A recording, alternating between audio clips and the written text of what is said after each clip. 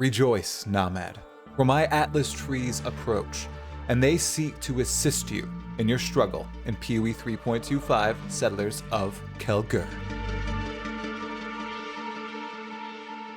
Talamoana, my fellow exiles, welcome to another Path of Exile 1 video. Now, my opening wasn't as great as the Nomad's delivery of our first introduction to him when we're fighting the Maven, but hopefully my delivery of these 3 Atlas passive skill tree starters will be at least decent, because, you know, Atlas trees, they're subjective, right? They're not an objective things like builds. There's no drama that needs to surround Atlas passives. I'm just going to talk about exactly what my strategies are going to be to start the league, and hopefully some of you guys can learn exactly how you can craft your perfect Atlas passive skill tree for whatever build you are league starting. So right here, I'm going to open up my browser to PoE Planner. This is where I make all of my Atlas passive trees. It's very easily to craft them and share them. It's all up to date with the 3.25 information. I have 3 of them right here. We're going to briefly go over all 3 with the most focus set on the first one, because this is how I will be starting 3.25 on my Bleed Lacerate Gladiator. That's my starter. It's apparently the starter of many other people out there too. My build guide was nowhere near as good as some other people's that I saw. I linked them in my original build guide video. And, you know, build guide, that's not even what my video was. It was more so a starter discussion. Anyway, what you run in the Atlas. This is lesson 1, everyone. What you run in the Atlas very much depends on what your build is. So me, I will be playing a gladiator focused on bleeding and big explosions. So I want enemies to be nearby each other. I don't want them to be far apart. I don't want to do something like Legion where everything is super spread out, okay? I'm looking for dense mechanics. So you can see in my tree here, I'm of course going for all the standard nodes wherein I'm going to get map drops and help sustain myself, so I don't have to trade for maps. I'm not into that. If you don't want to have to trade for maps either, I recommend that you get all these standard nodes shaping the skies, then you get this right here shaping the mountains, grab these nodes right here shaping the world, and commissioned officer. So you get Kirak missions. Those help you really fill out your Atlas, because Kirak's missions are going to be maps that you have not completed yet if they are available for you to run. So in addition to those nodes, I am speccing into Harvest fully. Now, there are 2 reasons for this. The first is, of course, because of the build that I am playing. With Bleed Lacerate Gladiator, I focus on the gratuitous violence node and the big explosions and really just destroying monsters super quickly. So with Harvest, everything is super dense, it's packed together.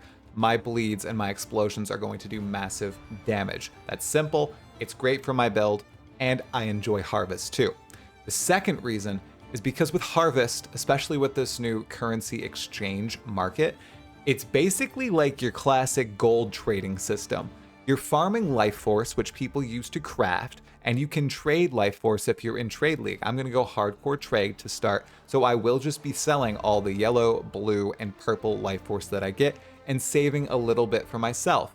Because in addition to selling for quite a bit, especially if you stack stuff up by using harvest scarabs and the like, you can actually make some divines, which is great to fund the rest of your build, and you can re-roll a lot of the items that you get. I often use Harvest early in the league to reroll maps. I use it to reroll basic rares and hope that I can get a lucky roll on an amethyst ring or something like that. A lot of times I actually luck out. So I actually enjoy Harvest as a mechanic, even though it's in its heavily nerfed state from where it was back when it was originally implemented in Harvest League. So I'm going to immediately path to those mapping nodes, the Kirak node, and all the harvest nodes here. And then I'm not going to go left along the tree. I'm going to go right. Because I'm a gambling man. I'm in Harvest. I'm not going to go for Exarch to start, which is the way you want to go for a steady stream of currency. No, I'm going to go for Eater Altars, okay? Because for those of you who don't know, you might be new to the game, Eater Altars have a very small chance, I'd say an abysmal chance, to spawn something called a Divine Altar. And this causes Divine Orbs to drop from Eater monsters in your map. And if you luck out and get this early on in the league, oh my goodness, you're instantly rich. You're able to fund basically your entire build. Maybe if you need to buy a challenge or two, it funds that too. It's wonderful. And I've had it happen to me in every single league I've done it except one. And that was last league, unfortunately. But I still go for it every single time. So I'm going to path up along the right-hand side, get all the Eater nodes, and then start pathing up, grab these Eater nodes here. And then I'm going to get Intelligence Gathering as well. This helps fill up safe houses, which are easy experience for all players. They're very easy to clear and they give lots of experience, and they work your way toward that mastermind kill. And Veiled Orbs, they're pretty valuable. So if you're slowly working your way up to a mastermind or Katarina kill every, I don't know, what is it, maybe 30 or so maps, that's totally worth it for these 4 nodes right here. I always grab it on league start. I'm going to skip by this Scarab node, at least initially, and keep pathing up. And if I'm in reds and I'm consistently doing them, by the time I reach up here, I'm going to grab the Conquered Conquerors so I get more Conqueror maps. I'm going to get Remnants of the Past so I get Guardian maps. And then I'm going to go over to here to get Synthesis maps as well. And then after I have all my T16 mapping nodes right there, I'm going to get these Scarab nodes as well. And then path down into this center wheel and get the Quant, get the Rarity, and of course, get the last harvest cluster right here. You might also see that I grab a few other clusters here too that some other people might not like. Those are shrine nodes. I find that they're great. They buff up your character. They give you a few extra packs in every single map, and they make map clearing just, super easy. So I enjoy shrines, and if I'm going hardcore and I make it all the way to maps, I think that I need something that'll boost my character and ensure I do not die. That's the gist of map number 1. It's Harvest, it's Shrines, and it's Eater of Worlds because I like to gamble. I get all the Guardian nodes so I can get those special maps when I kill the map boss. And I'm really just focusing on generating currency through Harvest and making sure it's a mechanic that I can easily pop everything with my particular build. If you learn nothing else from this video, learn that you want to craft your Atlas strategy around your league starter. Because I'd argue that the Atlas strategy you go with is even more important than your starter at the end of the day. Because if you're a, true Path of Exile player that plays into endgame, you want to make sure that you're crafting and carving out the content that you really enjoy playing. Okay? And this Atlas passive skill tree allows you to do just that. But don't worry, because if you tire of playing one particular form of content with your starter, you can always swap to a second and a third Atlas passive skill tree. That was a feature added in 3.24 Necropolis League, and I'm going to be making use of it in this league too, and I'm going to go over those 2 trees very quickly in this video for you all today. Basically, anyone who's played late game Path of Exile should be familiar with the shape of this particular Atlas passive skill tree because it's basic. It's a bossing skill tree that focuses on killing map bosses at the end of the map and utilizing the Maven and destructive play. We're not speccing into any altar nodes here. We're only going for all the quant, all the increased map modifier effects, everything that affects map bosses and their drops, and then making sure we get a ton of them with this destructive play node right here. For those of you who might be new, I'm going to read this off right here and explain exactly why this node is so important. So, the Maven casts up the stakes, summoning 1 to 3 additional Atlas bosses when witnessing map bosses. The number of additional bosses summoned is higher if there are fewer monsters remaining in the map. Modifiers to the final map boss in each map also apply to these summoned bosses. Essentially, this allows you to spawn a ton of map bosses at the end of every single map you run, and they are affected by all these nodes that I'm hovering over here that drop these rare and powerful maps that allow you to sustain Maven invitations. Now, last league, these weren't as valuable as before, but they still sold for quite a pretty penny, and they're very fun to run.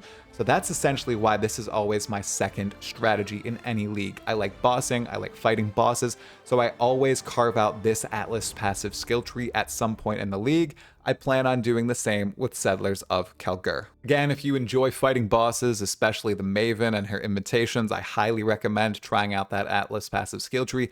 Like the first tree, the link is in the description below. Heyo, I'm big now, and you can also see the Atlas passive skill tree, the third one, in fact. And this one's pretty simple as well. It's called my backup I need to farm basic currency fast strategy, otherwise known as the Searing Exarch strategy. So this is very similar to tree number 2 with the Maven, except now instead of focusing on all these Maven nodes right here, we have swapped over to all the Searing Exarch nodes on the left-hand side of the tree.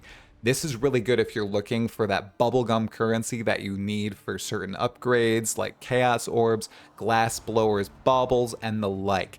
This drops those like candy from the altars, and if you don't want to go for the jackpot with tree number 1 in the Eater of Worlds, if you don't want to farm a whole bunch of bosses or fragments and fight the Maven, then I recommend you go for this very basic strategy. You're just running maps, you're clicking on altars, you're picking up lots of currency, and you're zoning everything else out.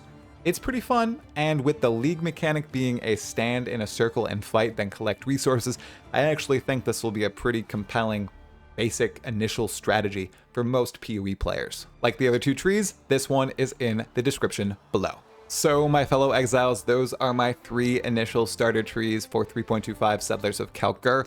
What strategy do you plan on playing in your initial run through of the Atlas? Like I said, it's very build dependent, and as you sit there and prepare your league starter, make sure not to discount the importance of your Atlas passive skill tree. It's going to be vital to making sure you have fun and a successful league start in those first 3-4 days, up to a week. Who knows how long it'll take me to get there on hardcore. It might be quite a while. Regardless, I know I need to focus on it. It's something that I always prepare beforehand, so when I hit maps, I have a solid strategy at hand. I could not recommend it enough. If you have any suggestions for my tree or anything you'd like to share below about your own, make sure to leave a comment below. I'd love to read them. I'm reading everything, good, bad, ugly, whatever. I like to read the comments. I have a thick skin now, so you can say whatever you want to me, and I will take it like a champ. I'll keep plugging it. If you'd like to join a lovely community of exiles, there's a link to our Discord server below. We're chatting all things PoE 1, PoE 2, Diablo 4, and last Epoch, so I'd love to have you join us there. Anyways, if you liked the video, make sure to hit the like button. If you like this type of chill Path of Exile content that isn't too serious, is very positive, and is really hyping us up for PoE 1 and PoE 2, make sure you subscribe to the channel and hit the sub notification bell. I am on the road to 25,000 subscribers before the end of the year, and I could use your help in reaching that terrific number. Alright, that is all for this video, exiles. Thank you so much for watching. Talakura, have a wonderful evening.